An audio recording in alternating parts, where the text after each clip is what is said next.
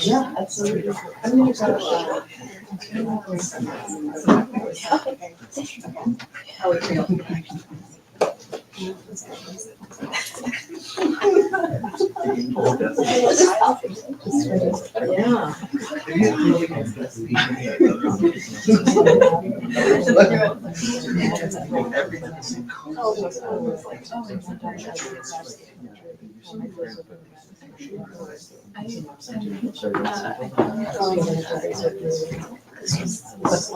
No, it's never.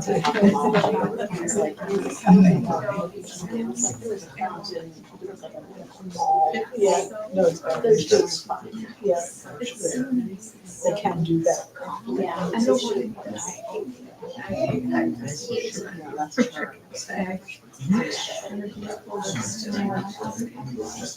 Oh, it's terrifying.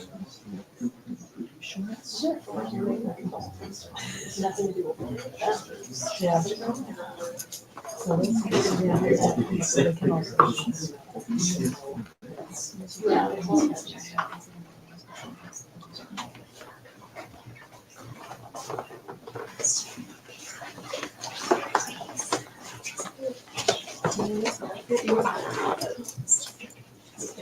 What? Oh, really?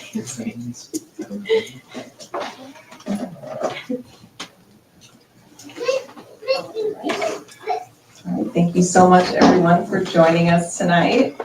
We want to welcome Cass Donish to discuss their new highly praised collection, Your Dazzling Death, which ritualizes the work of grief, subverts linear time, asserting that the future will forever be informed by a monumental love that is still alive, not only in the past, but in an imagined space of timelessness where love and grief are inevitably intertwined. And tonight, Cass will be in conversation with celebrated poet Mary Jo Bang. And tonight's event is possible because of your support. Whenever you support Left Bank Books, your money goes directly into the local economy, and it helps keep our bookstore open, keep the streets paved, your libraries funded, your parks free, and all the other beautiful things that make St. Louis such a wonderful place to live. Thank you all. And we want to welcome our virtual audience, hello people on the internet watching. And my name is Elena Jove, and I'll just be your host for this evening. And I'm just gonna tell you about another event real quickly. We're really happy to be producing great in-person events this fall. On Thursday, September 19th at 5 p.m., we will be hosting Sarah Fitzgerald on her new book, The Silenced Muse, Emily Hale, T.S. Eliot, and the Role of a Lifetime. Sarah will be in conversation with Francis Dickey, former president of the T.S. Eliot Society. Please check out our website, left-bank.com, for more information and a full calendar of programming. All right, so I'm going to introduce Mary Jo. She's going to read some poems. So Mary Jo Bang has published 9 poetry collections, including A Doll for Throwing and Elegy, the winners of the National Book Critics Circle Award, and as well has new translations of Dante's Inferno and Purgatorio. She teaches here in St. Louis at Washington University. Welcome up to the podium, Mary Jo Bang.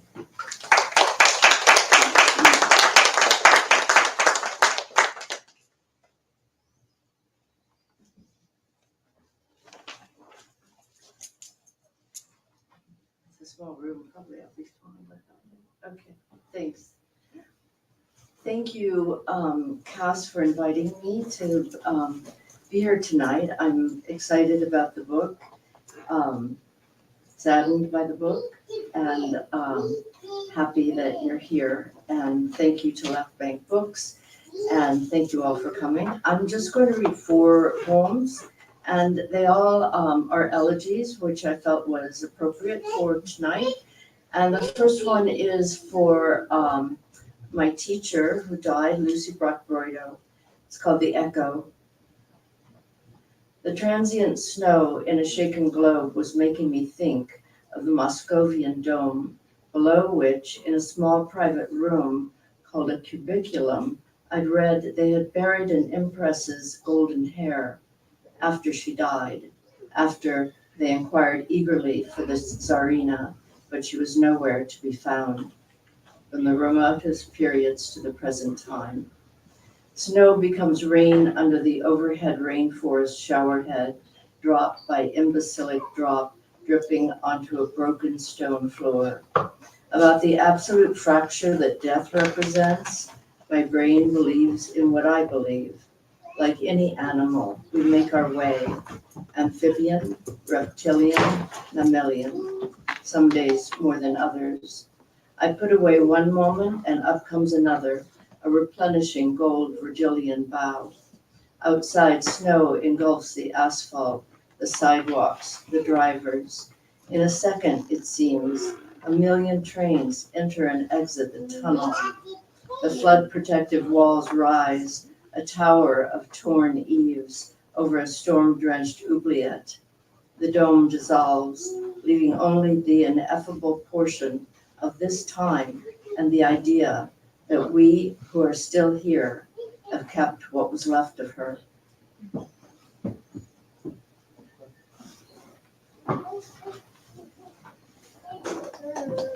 This next elegy, called Elegy for Two, one of those two is Marnie Ludwig, who was a student in our program, and sadly, after publishing her first brilliant book, died. So this is Elegy for Two. If I could bring back two, it would be you and you. One summer, one winter, one dresser, one dress, sleeveless in any season. One day wiped from the face of the white leather moon at the moment of waking. The bed below it empty, as it was before you were. Night shuts the door of the train as it leaves the station again and again. I'm sitting next to you. The three of us are now on our way to nowhere new. And this poem is actually for Cass.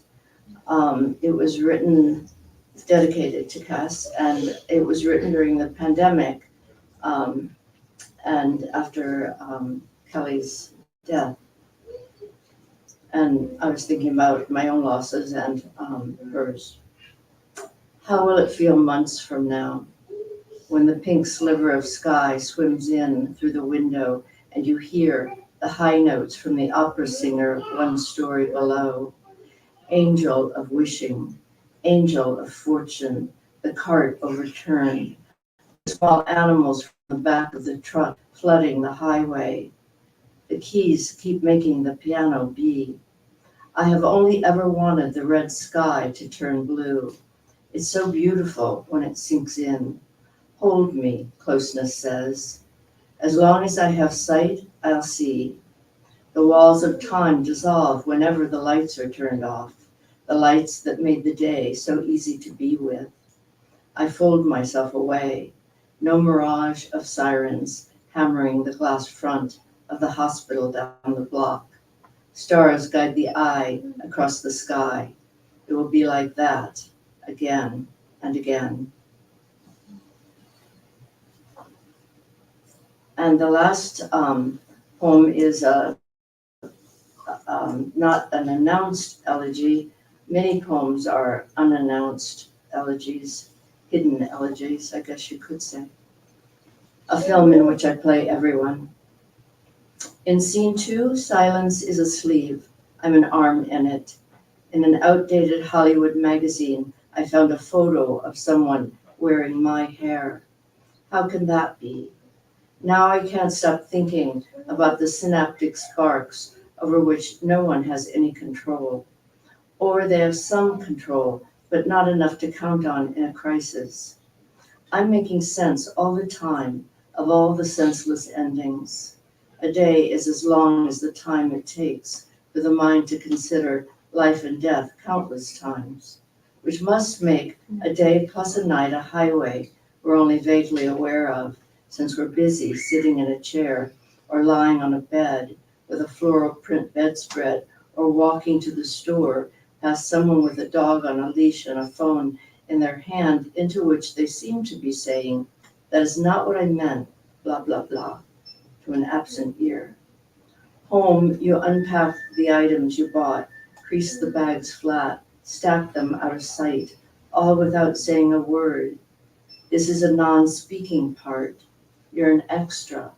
That day you were filmed on the steps, walking into the school dance, The costume you wore was pure you.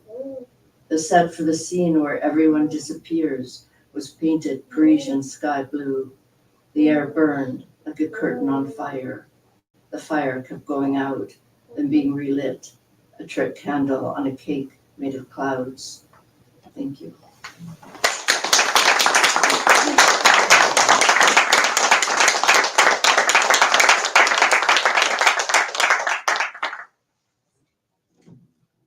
Thank you, Mary Jo, for reading those lovely poems. I'm going to introduce the author for tonight. Is Cass Donish, who was born and raised in the greater Los Angeles area.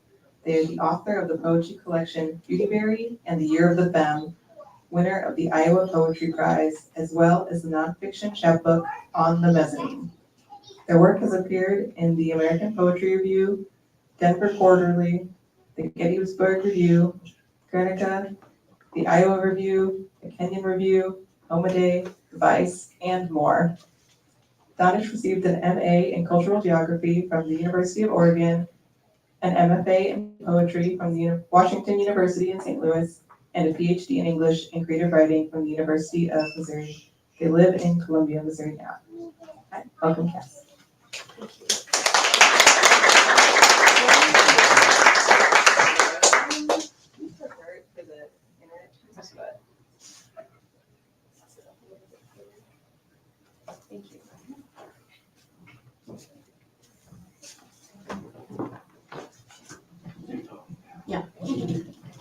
Hi, everyone. Thanks so much for being here tonight. I'm going to be reading from my book, Your Dazzling Death, which just came out about a week and a half ago. And I'm going to be reading poems from this book most of the time, but I also wanted to start with a few poems from Kelly Caldwell's book, my late partner, who passed away in 2020. And I know that a few people in this room had the chance to spend time with her and know her. So these books, they came out together and the covers are designed together. These images were sketches of Kelly's. And there are a lot of poems that are to each other in the book, so that's why they're kind of linked through the cover design. And some of them explore the same things that we were living through together, but from different sides because we were two different people in different positions. And yeah, it's challenging reading from this material, but it feels really good to share it as well. And I'm going to invite up my friend, Maurice/Reese Tracy, a fat, Black, trans femme trying to survive America. And Reese and I are going to read a few of Kelly's poems, and then I'll read from my book.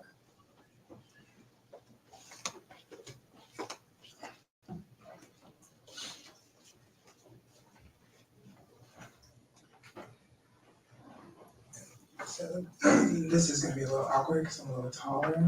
I have a second mic. That would be great, yeah. I honestly hate microphones.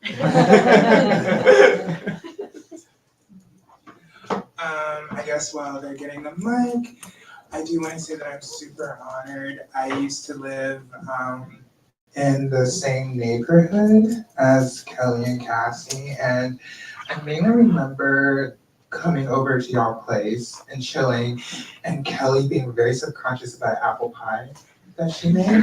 And I don't like apple pie, but I really like pie crust, and it was really, really good. And I always think about that. So, and yeah, I really like food and cooking. Okay, I don't know what that was. Dear C, the night is so quiet. You wouldn't even notice it on your electric bill.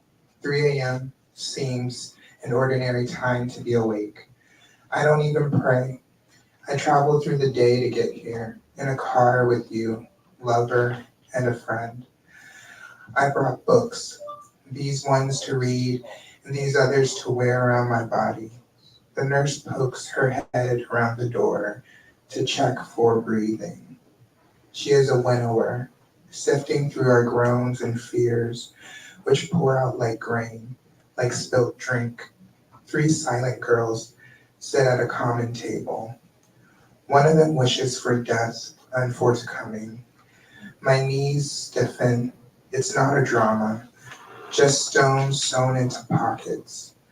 My mouth pressed against glass, flat miles, and 2 white deer that wait for the conflagration. If this glass is edible, I will not go hungry. House of Scars.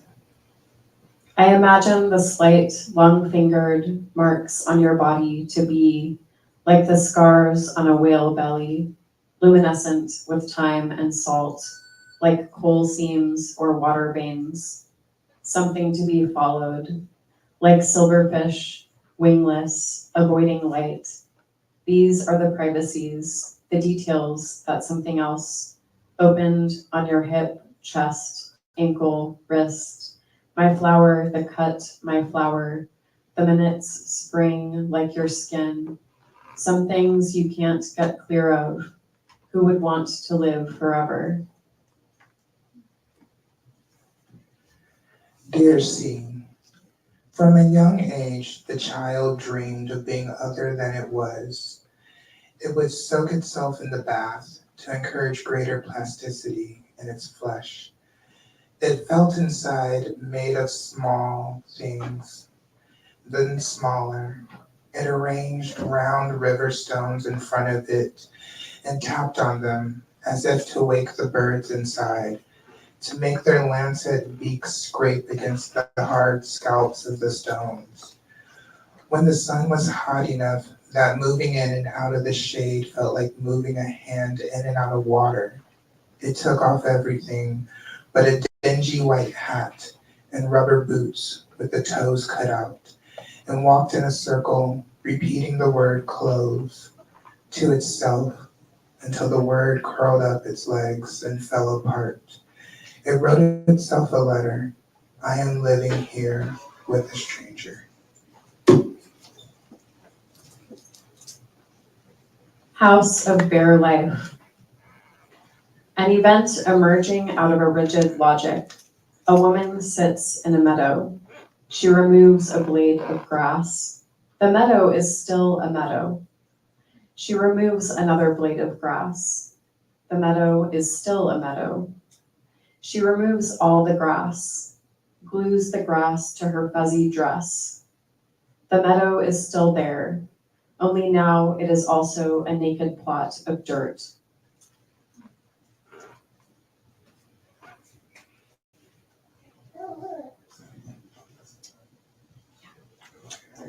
Here, well, you can use that one.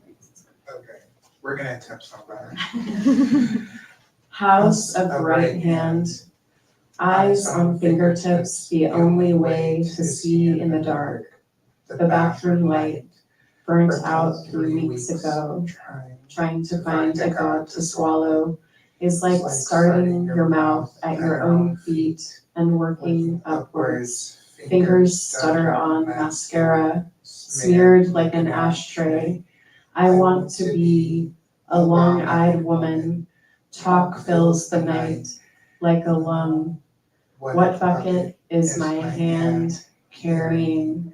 A briefness drawn up complete from the shallow pools of your hips.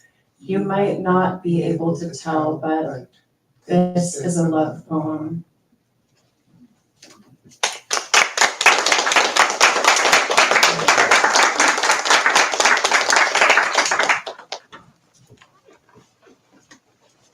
Maurice, thank you so much. Thank you, Maurice.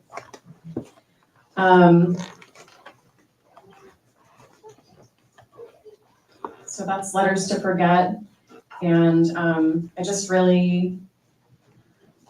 I appreciate so much having the opportunity to carry this work into the world. This was a finished manuscript that Kelly had, and she had been starting to submit it, and it was a finalist in a couple of contests, as often happens before a book gets picked up and gets published. And it was really her dream to see it in the world. So I'm very happy that I was able to do that for her and that her voice can live on.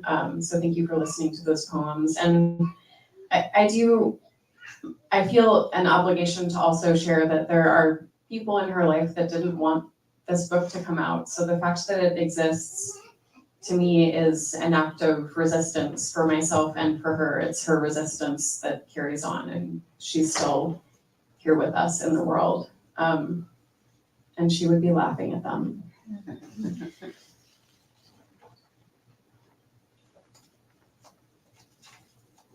I do want to give a couple of content warnings, even though we already kind of started, but Kelly did die by suicide, and in the poems that I'm reading, there is a lot of suicide loss and mental illness, depression, as well as transphobia and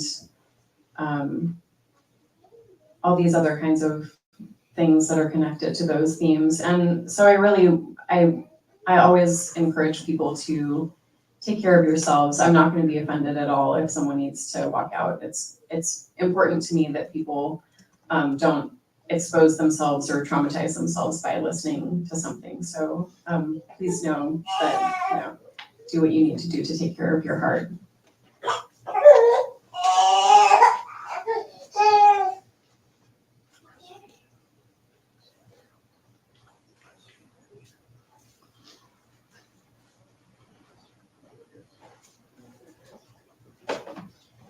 Anticipation of spring. There's something about hunger I wanted to tell you. It's impossible to know who belongs to the lake until it's drained. Admittedly, a swim was desirable and I undressed. Admittedly, I went too far. I've been minding the morning fires for nearly a year now. Say it, time has ended. Someone found us in the wrong bathroom. We were scared to death. Civilization is here with green buds beating our ears while we attend live radio shows and cover our mouths with rent garments, pretending we know what to hate. I wanted to say, pour lake ice over me, kiss my blue mouth. I am drinking milk as the earth tilts. More services were suspended today. I pulled my porch sweater over the wind chill. I spoke using someone else's voice on purpose. All or none of this is accidental. I attempt a philosophy or a flower petal. See the wild violets sewn onto my eyelids. See the galaxies creased and set aside like newspapers. See the dogwood preparing to blow into pink flame. The government said, come to the town hall meeting, make your voices heard. The government said, don't leave your homes. My lover bakes smells into the kitchen. She says, don't cry, the bread already has salt. She says to the mirror, you're beautiful, and spins around. She says, my parents won't say my name. Then she falls on the floor and says, I hate you, good night. She says, I love you, and the wild stars. She says, it's the cat I hate, and the sounds in my head. Listen. The mourning dove will conduct the dandelions. It seems we're all responding more or less to light.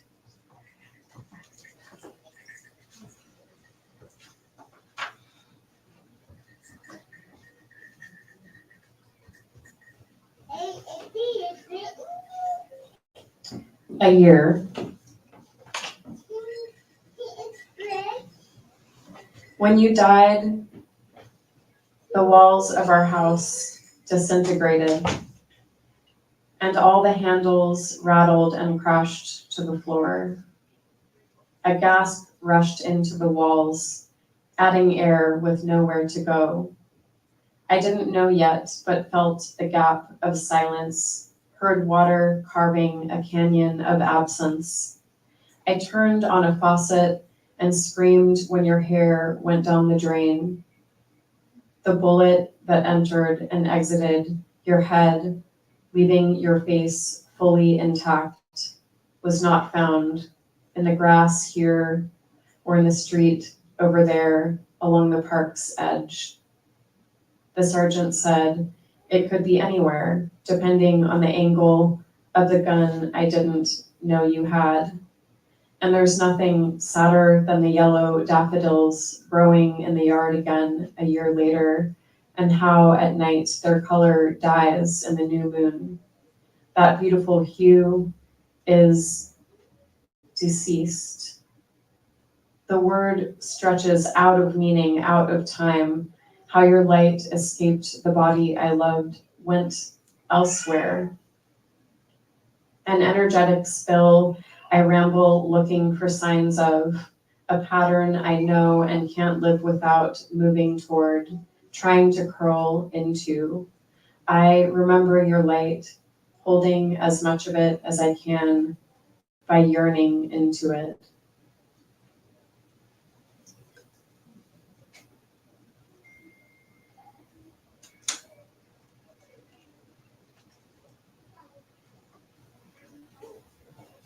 How are you guys doing?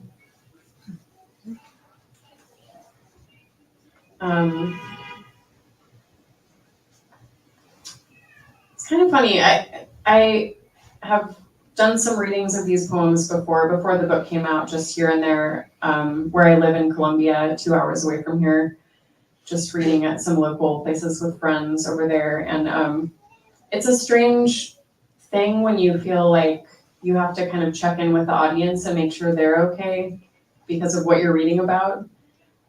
It's my job to take care of myself for these readings, so I want you to know that I wouldn't be here if I couldn't be. But sometimes I'm kind of like, you guys okay? Like, it's tough. Okay.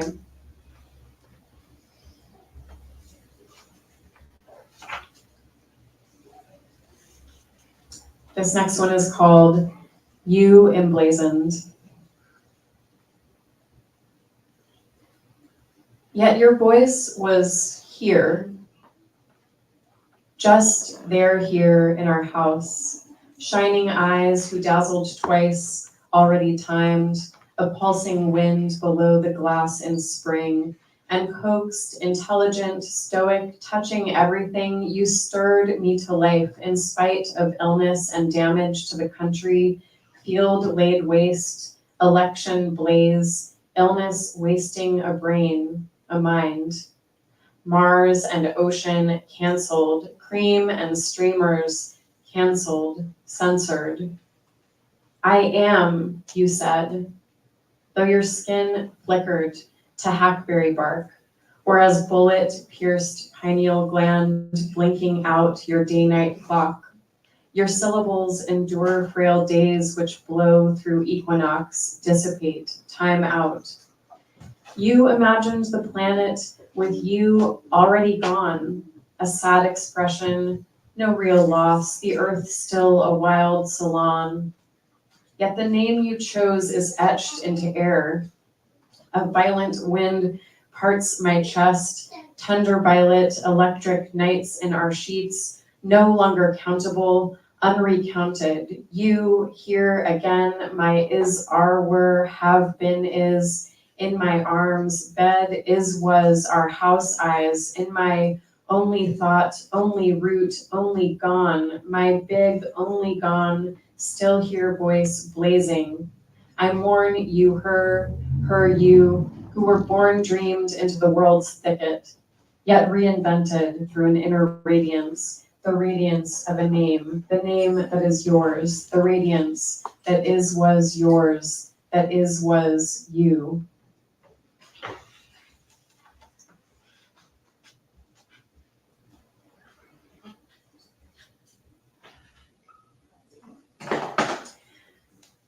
There's a long poem, it's a long prose poem sequence that is kind of the middle section of this book.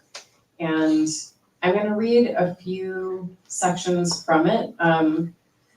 It's an intertextual prose poem sequence based on a book called The History of Violets by Marisa Di Giorgio, translated by us. And in a way, I kind of wrote the story of the time surrounding Kelly's death using this other text to help me write about it. And so I think that sometimes when we can be in conversation with another text, it can help us access something different, and it can kind of be a friend as we're working on accessing something traumatic. You know, for me, I think that's part of what this process was. And what you don't see, what I can tell you that you don't see if you're not looking at a copy of the book, is that some of the phrases are in gray font. So as you're reading, you see which phrases I borrowed from the other text. So yeah, I'm gonna read a few sections from that.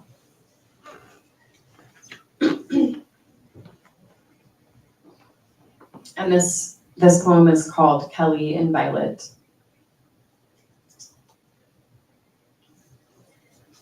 When I think of the past, I see burning things. Amber, skin of your wrist, butter, white sugar, black sugar, tending this 4-year fire, pines blazing and magnolias, the manias, avoiding public bathrooms, sweet maize, catatonia, an engagement of orange blossoms. You're tall and beautiful in your flowy white jumpsuit, walking barefoot in the park, patting softly, your soft hair pulled up high, your hands laughing. The butterflies want you back. The hawks want you back.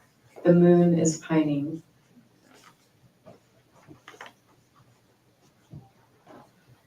This is the night of March daffodils.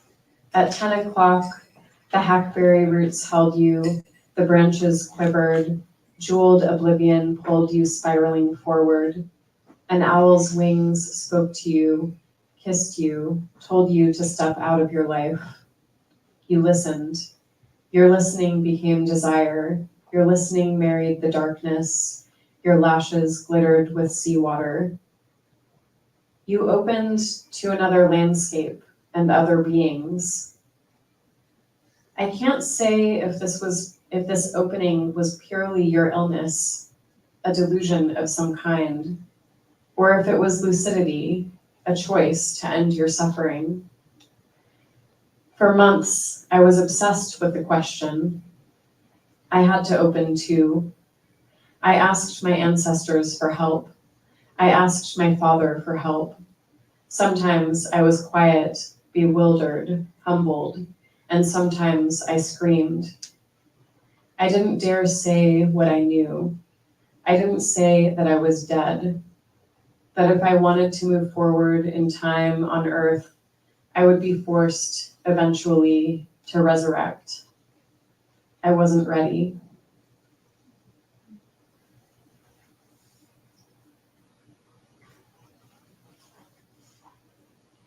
My grief today is a sweater, sleeves weighted with blossoms, heavy as hematite.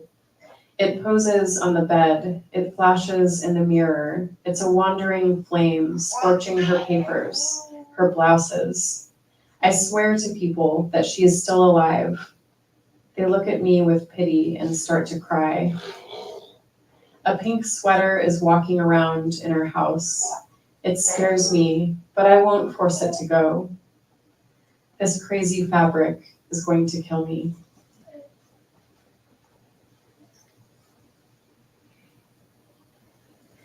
In the days after her death, violets embraced the whole yard. My days were smudged with scent. The edges of my memories smudged with soot. I was burning. I wasn't sure I was alive. Spring passed, and a piercing childhood scent flooded me.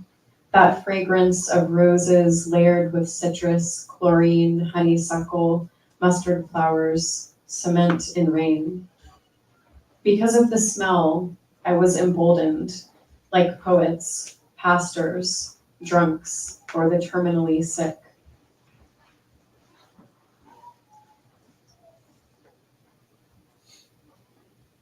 The moon is filled with larkspur, filled with lupin beads, pine cones, violet light. I light the candles, and those blue flowers called love in a mist cast spidery shadows on the wall. The candles dance, the shadows with them. When the moon rises, it begins nameless spells. To cast them, it only needs a silhouette, willow charcoal, a broken watch. In the morning, neighbors walk past with their dogs, their hearts that beat. I see my grandma walking by in her red dress and beads, and Kelly, and Drake, Anne, Hunter, Eliana, James, and my father, and my grandfather. They're all here, though it seems to others that there is no one. The larkspur are like angels, like the dead, like me, like everyone. The past looks me dead in the eye and I look back. In the ring I now wear, there are the bones of Kelly, still walking through this world.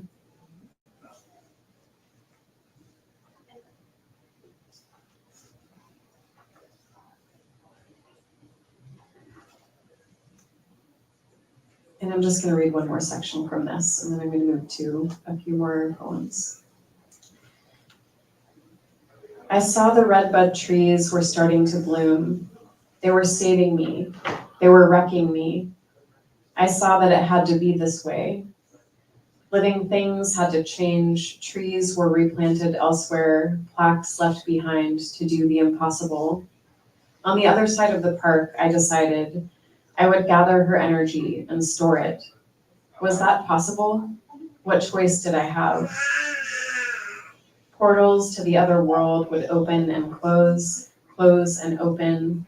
Gray and I drank pink gin over ice and told the bats everything. New seasons opened up like hollows in trees. I climbed in and hid.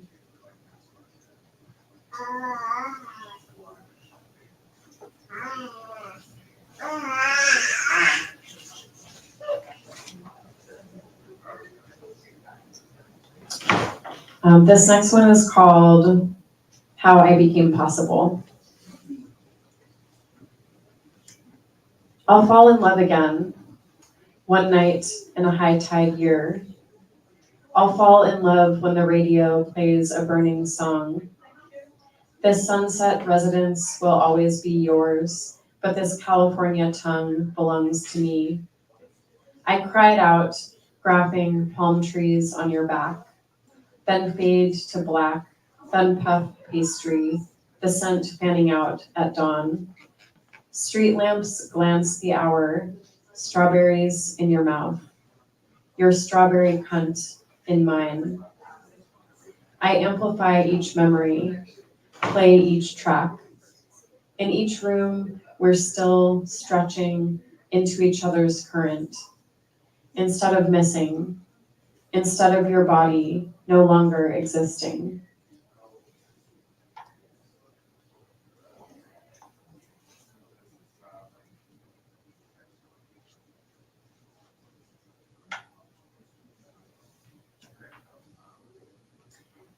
This is called On Proliferation.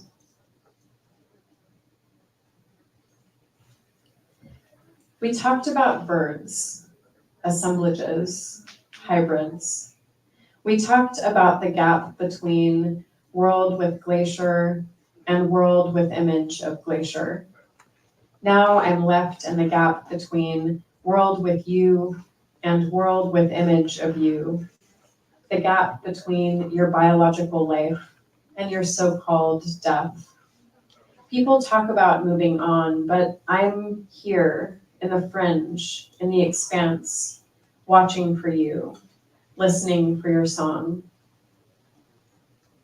I surround myself with things that represent you, things that are you. You charge my home. Checker bloom, paintbrush, tea towel, jewel flower, and the dust of rock flower and modern bones. I think of your face, the image of your face, your actual face. Every day, I talk to pictures of you. I talk to you, actual you. You said metonymy, when it's good, is more than simply language. Change of name, it is ontological. It is extension. Your existence, you will let us in on it if we let you. By perceiving you, I extend you. By remembering you, I extend you. By imagining you, I extend you. Actual you. I kiss you. My lips pressed flat to glass.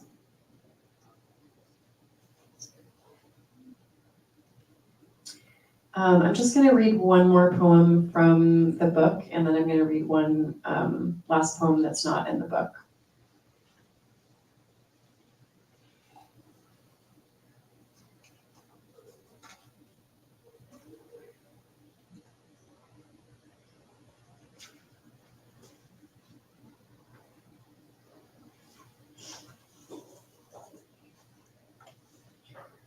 Via negativa. My grief is not the idea of the lover or nature, not the pretty desert poppy running late to its future, not this photo from before I even met her. Look, it's the Mojave, and I am thin, wearing sunglasses and a light sweater.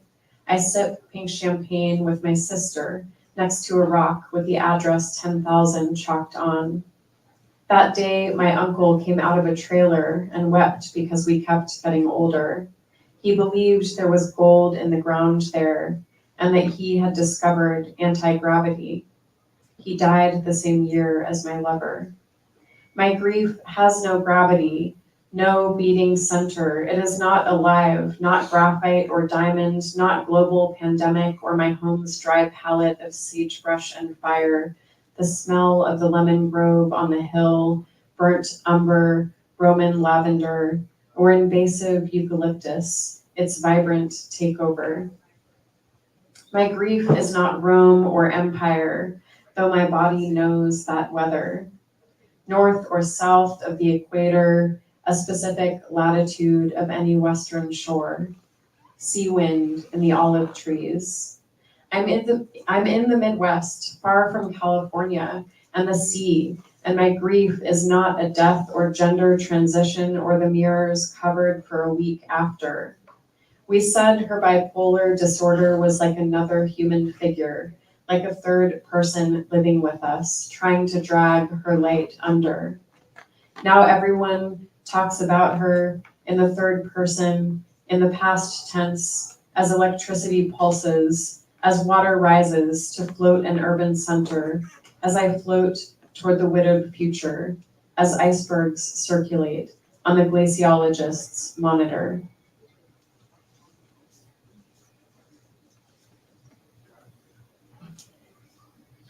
I'm going to read a recent poem that's not from the book.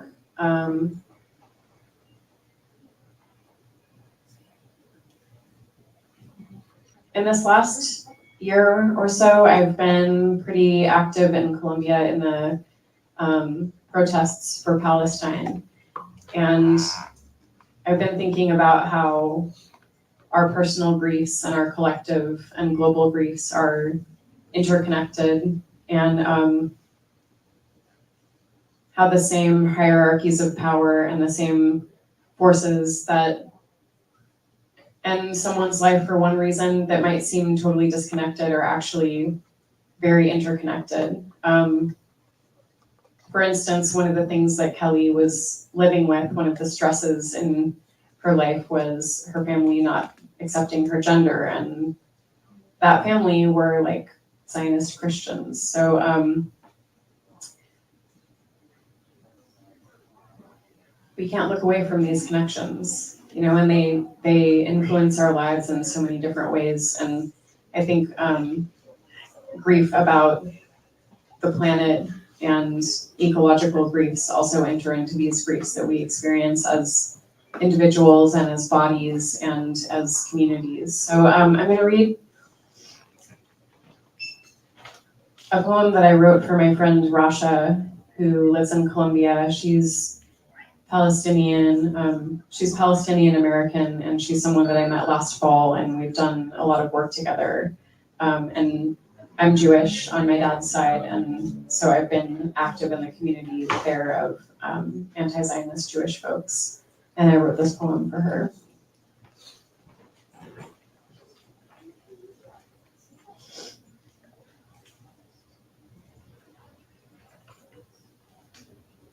It's called Until All of Us Are Free. And there's an epigraph from the Washington Post from June 17th of this year, 2024. And the epigraph says, "You might not believe it now, but Gaza was once lush with citrus orchards. For hundreds of years, Palestinian farmers tended to expansive orange and lemon groves. Over the decades, Israeli soldiers and settlers bulldozed, torched, and poisoned thousands of acres of citrus groves across Gaza.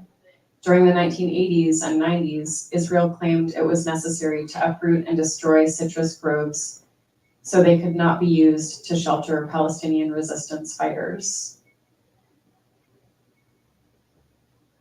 And it's for Rasha Abu Salim. Rasha is traveling again, and I'm dreaming, or trying to dream, of the taste of the best orange I've ever had. To remember with purpose is to imagine, and to imagine is a kind of power. Since October, any sensation of pleasure is accompanied by darkness, a pitch so wide, so empty, black space fleshed out with the blushing pinpricks of stars. Shame, do you remember me? One segment of an orange holds the sensation of soil, heat of it on the fingers, scent of mint and earth. Seed of orange, do you remember me? One slice feels like a mouth on my mouth. This body evolved with it, evolved to taste the ovary of a single blossom. Inside, a flood of afternoon light, ancestral river. Rasha and I are the same age, both live in Columbia, Missouri, both have ovaries, no children, fathers who have crossed over. Have they met there on the other side? Rasha is in Egypt again. I'm in the presence of images of death. Rasha is at the border that flows with blood. I think of her, my friend who watches the blood of her people flowing into the land. When I don't think I can open further, I try to open. Try to see the flow of a just time in front of us, before us. Try to see Rasha and me insisting oranges from their rinds. Try to taste it, the dream of not until. Dream of Haifa, that coastal city her father was forced from as a boy. That city where my grandmother's cousin, fleeing death in Colombia, settled and had children who were taught to believe the soil, the sea, the fruit, the right to kill was now theirs alone. Rasha is traveling again, and I'm dreaming of swimming with her one day in that sea. Not yet, but one day. Not until, not if, but when Palestine is free. Thank you.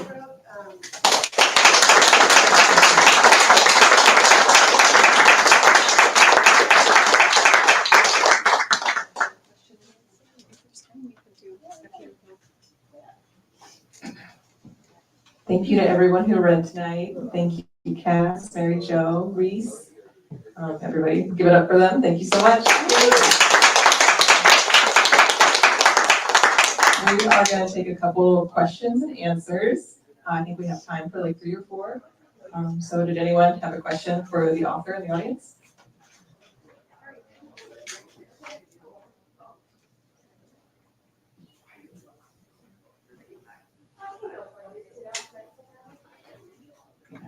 Well, I have a question. So my question to you is, as a poet, and this is for both of you, really, for practicing poets, and as many chapter books as you have assembled and written, what does your daily process look like?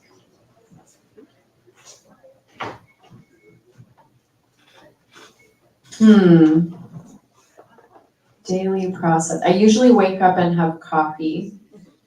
That's part of writing poems, I think. Maybe take a walk. Well, actually, truly, I think that one thing I've been thinking about with my process in the last couple of years is that I'm very inconsistent with my process. And I've been thinking more about how I can lean into that inconsistency. Because even though I'm inconsistent, the poems still get written and a lot gets done. So I've been trying to figure out how that works and lean into whatever that process is, which means I don't write at the same time every day, but space is created, kind of pockets of time throughout my day when I might end up writing. But I do like to write in the afternoon. I'm not a morning person, so I write in the afternoon. And then I think also working with other texts and borrowing images and language and putting my work in conversation with others is also a pretty active part of my writing sessions. Yeah, to that latter point, I translate, and so my process is to translate continually every second of my life, and then to have an idea and stop that. But I'm sure when I do that, I bring to the writing what I've been doing, language, syntax, different constructions. But I have another question for Cass, and that is, you taught a course on Elegy. And I wondered now, with the distance that you now have after putting together this book, if there are things that you know that you would tell students about that experience. About writing about Elegy? Or No, about creating one, a book-length elegy. yeah. Well, I taught a course on Greek poetry at WashU in, I guess it was spring of 2021. So I was just starting to write this book actually, and in my acknowledgements, I mentioned the students in that class because it was a really productive time. Also, everyone was isolated during that time, so I think that it was definitely a class where everyone felt like there was suddenly this space of intimacy, even though there was so much grief and isolation happening in our society for everybody at that moment in time. But I think that I don't know what I would say about creating an elegy except like do it, because the process is going to be messy. It's going to be chaotic at times, but you'll find your way into something. And I think it's very valuable. There's a lot of people who talk about writing as therapy, and then there's a lot of people who reject that and say like, no, it's not therapy, it's art. But it can be both. And I think that we have to fully invest ourselves and our lives and what we're going through in our life, in our work sometimes. But also I think it's worth it to read other people's work and to really engage in an active way with other texts and see what comes from that. Like the middle section of my book that's intertextual with the gray, the words in gray that show what I borrowed.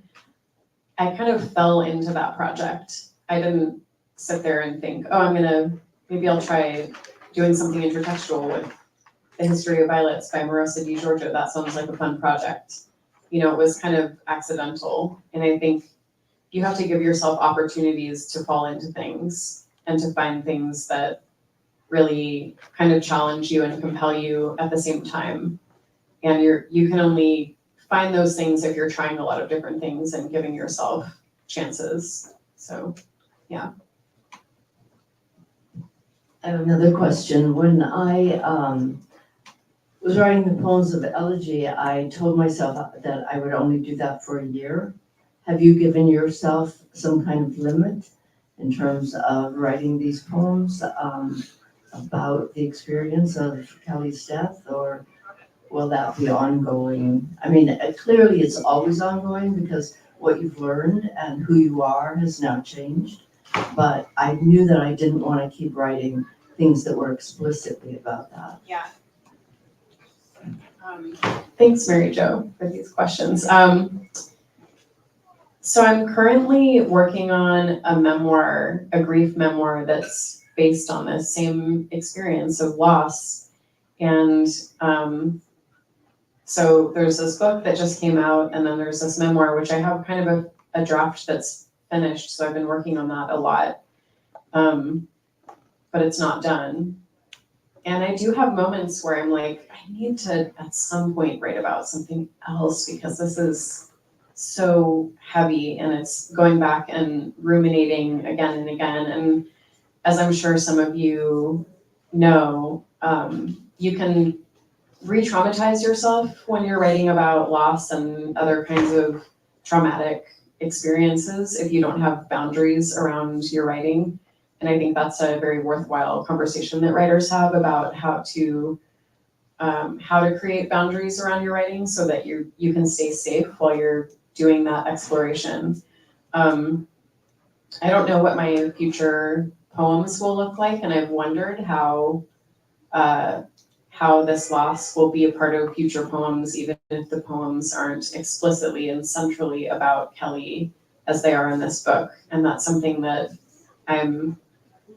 I guess I'm curious to find out. I'm not sure about that, but lately I've been talking to some of my friends about how I want to write, the next thing I want to write is like a rowdy novel because just feels like it would be a good change of pace and tone. And I don't know, I think I saw something on social media the other day about how a lot of poets are writing novels right now, and then other poets are like, wait, are we supposed to be trying a novel or something right now? Because all these poets are writing novels.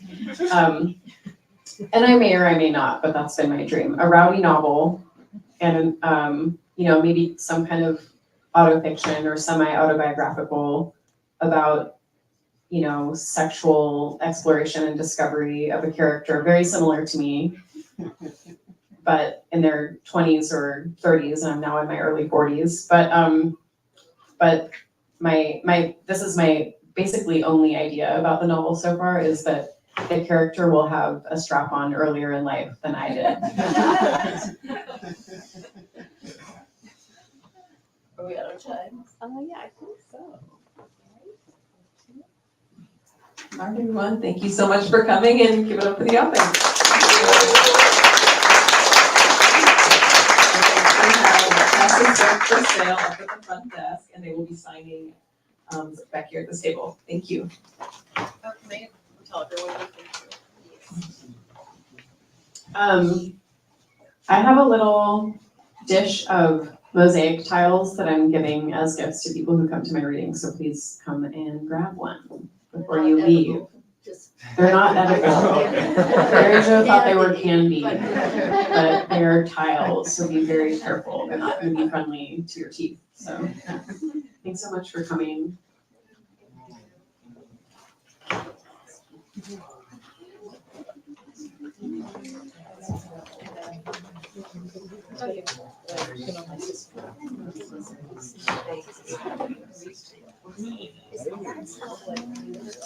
You just got it like 2 hours ago. I know, right? Yeah, right? Yeah. Too short? Wait, No, it's good. Good. That's the cheapest option I can find. really?